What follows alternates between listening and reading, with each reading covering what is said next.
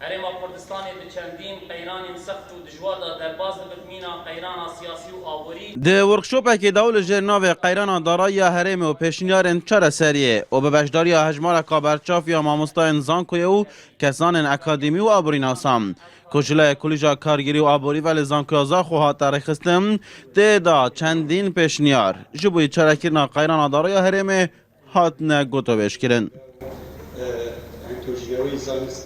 کو ام پیشنیارا وردگیرین بو چاره سریه نک ام بین ساکنه پاش و کابو چی اف قیرانه چی بوین چونکی ام همید زانین آیا قیران بو چی بونه و اگر چنه او که کارتی کرناوش برینو که و دستین همی لا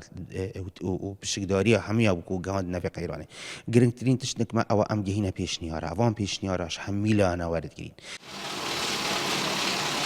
شرزه که آبوریش اشکرات کرد هیچ قیرانک دارایی لهرم نینه بلکه قیران سیاسی و اداری هیا سبارت به گرینگیدان به پیشنیار و پروژن اکادمیان جیجلای آلین پیوندیدار و به هیویا خواه نشان داد. بله اصلا دیدنا من ابنا قیران دارایی و آبوریه و قیران کی سیاسیه و اداریه و نبونا اراده که راستقینه چاره سریه بیند باور که یال سرما ام دیکین و پشهینگه او کیفا خونه ده گرینگی پیدن یا پینادن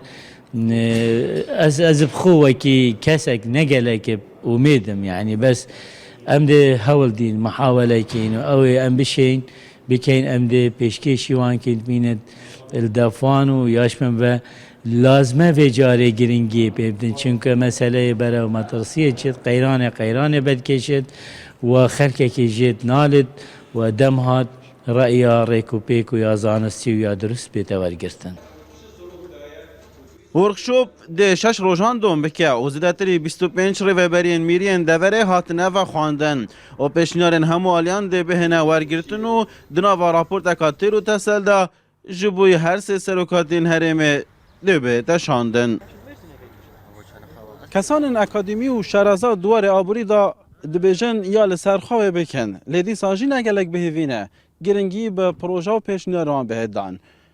دن خواه کرن که حکومت تاریم کردستان دم بوری دا گرنگی به پیشنیار و پروژه ماموستان زانکو آبریناس و اکادمیسیان دابان روش و قیران دارایی بوی آوی ندبون فاروق عمر NRT صح